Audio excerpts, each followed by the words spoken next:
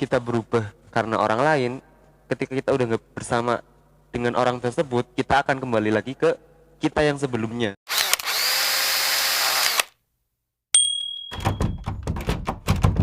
Kan yang terjadi di kenyataan, banyak orang yang nggak bisa keluar dari hubungan toksik, padahal mereka sudah menyadari bahwa mereka itu hubungannya nggak sehat. Iya. Itu bagaimana tanggapan Mbak Siva sendiri? Kalau sepengalamanku ya, aku bisa dikatain, loh kok kalau misal aku cerita detail banget tentang hubunganku, kisah cintaku dan lain-lain, itu bisa banget can relate itu, wah kok kamu toksik sih sama dia gitu kan. Tapi menurutku sendiri, lah ini bukan toksik, ini hanya sebagai proses aja, proses dalam aku cinta. Aku Bumbu-bumbu gitu ya. Iya, bumbu-bumbunya gitu kan, penyedap rasa lah. Jadi aku sendiri belum bisa paham betul sih toksik itu bagaimana, terus ciri-ciri hubungan yang toksik gimana. Bisa dikatakan hubungan itu toksik itu juga gimana, dan cara ngatasinya gimana aku belum paham betul dan belum tahu betul sih. Barangkali Mas Misbah tahu mungkin toksik itu gimana ataupun apa, bisa lah kita sharing-sharing di sini. Kalau yang aku ketahui sendiri, bahkan aku pernah membaca sebuah referensi bahwa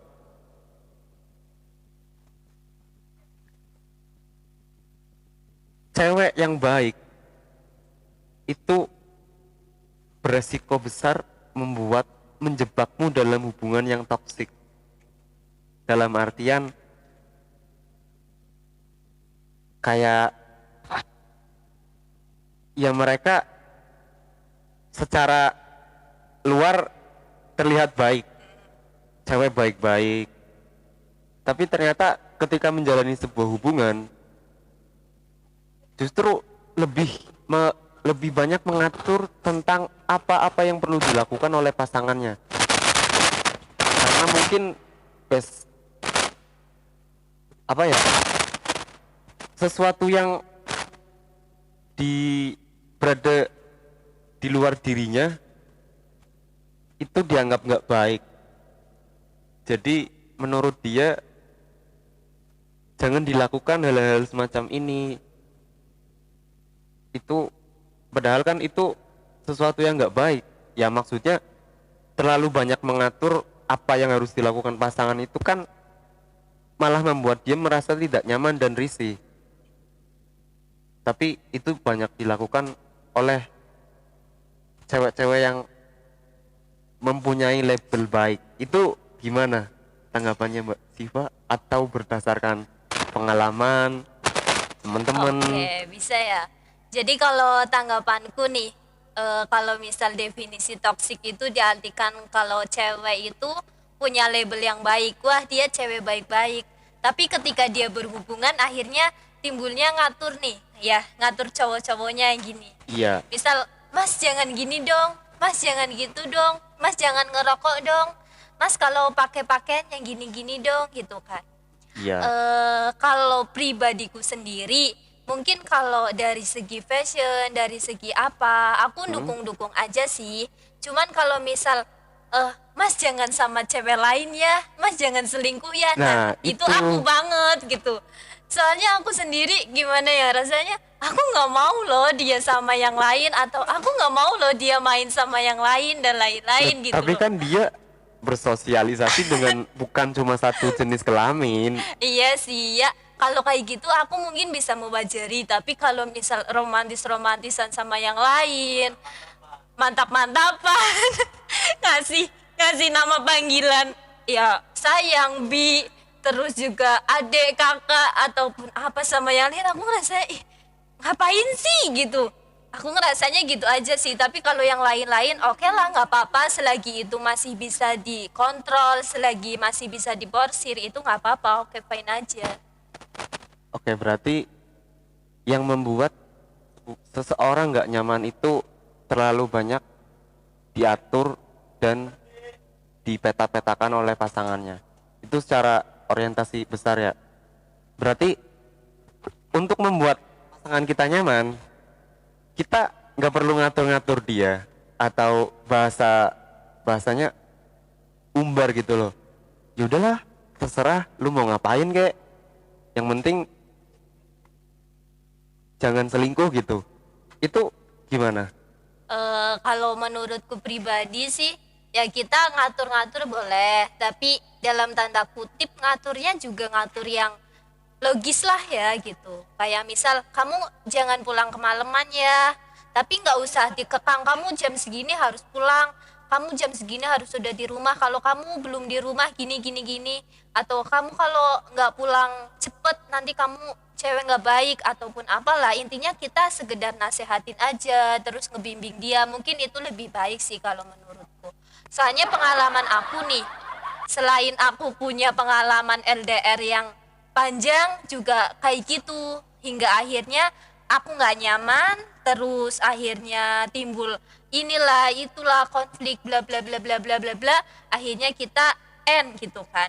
Nah Iya. kalau misal yang lain mungkin bisanya itu ya kayak ya udah nasehatin aja, ngebimbing dia aja, ngatur boleh tapi jangan kesannya ngekang gitu. Kalau ngekang kan kayak kita harus diwajibin banget gitu loh Heeh. mas.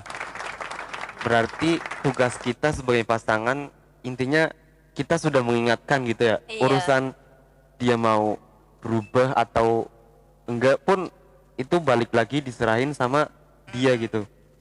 Karena memang sebuah kesalahan juga ketika kita menjalani sebuah hubungan dengan bertujuan untuk merubah dia menjadi yang lebih baik. Iya, Padahal perubahan itu sendiri dimulai dari diri kita diri sendiri. kita sendiri.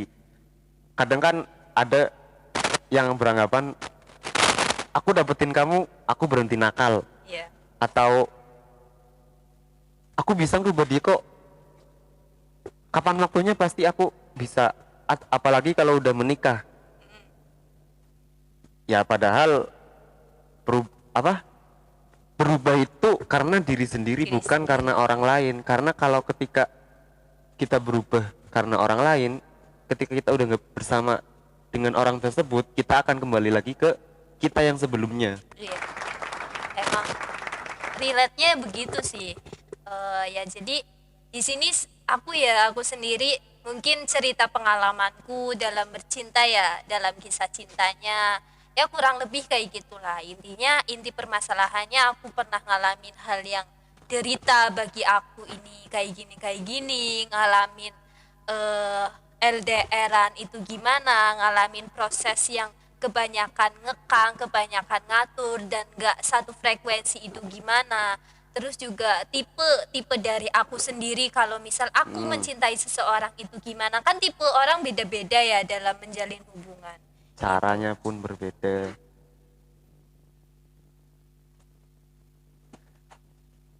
Berarti, tapi ada juga nih yang ketika merasa dibebaskan, Iya. justru dia malah merasa sebenarnya dia sayang gak sih sama aku? Itu. Kok kayaknya aku ngelakuin ini, ngelakuin itu, kok dia cuek-cuek aja Iya. gitu. Itu tipe aku banget ya. Jadi aku ini aneh loh mas. Maksudnya gini. Iya, kita nggak pengen dikekang, giliran kita diumbar, nggak diurusin, tapi timbul perasaan seperti nggak disayang gitu. eh, Jadi kadang iya sih ya, cewek itu emang aneh banget ya. Aku sendiri ngerasain kalau misal aku diatur, aku nggak mau, tapi giliran aku dibiarin, aku marah gitu. Iya kan? Loh, kok mas biarin aku sih? Aku pulang jam segini nggak ditanyain kamu udah pulang belum, kamu udah nyampe rumah nggak? Apa yang lainnya? Lah kan kamu katanya nggak suka kalau mas tanya udah di rumah apa belum atau apa, nanti kamu malah gugup pulang atau yang lainnya gitu. Kadang aku tuh emang seaneh itu gitu. Iya, itu bukan dialamin cuma wanita, sama Cowok-cowok cowok-cowok juga. pun mengalami. Emang jadi jatuhnya serba salah gitu. Padahal sama perasaan sendiri gitu ya. Eh, Iya bener banget sih, aku juga tipe anak yang kayak gitu.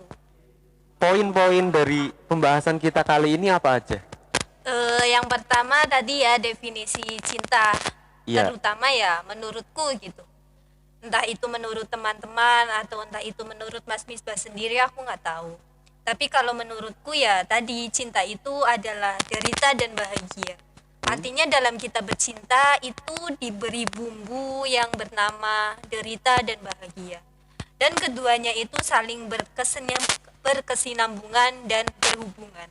Tapi kita tidak mutlak cinta itu bahagia, dan kita juga tidak mutlak kalau cinta itu derita. Dan sebuah hubungan yang dijalin atas nama cinta itu kemungkinan besar akan bertahan lama dan akan terus bergerak maju, bergerak untuk berjalan bersama, dan ya tentunya untuk menjalin kehidupan bersama gitu. Iya. Dan menurutku ya, tipe-tipe orang dalam bercinta itu sangat banyak dan sangat relatif dan dilakukan oleh pribadi itu masing-masing. Artinya tipe cinta aku dan tipe cintanya Mas Misbah itu mesti berbeda, dan hal itu nggak bisa disamakan satu sama lain, dan mestinya hal itu juga dijalankan oleh pribadi masing-masing. Itu aja sih. Dan ingat ya, kalau misal mau bercinta ya, cinta yang sesungguhnya dijalani dengan penuh kasih sayang, penuh kecintaan, dan penuh rasa yang tulus. Dan yang terakhir, kita harus bisa memulai cinta itu, menumbuhkan benih-benih rasa cinta, dan segalanya dengan tumbuh subur, dengan tumbuh baik. Saling pengertian, Saling pengertian, saling Saling menyayangi, saling percaya, dan saling yang lainnya.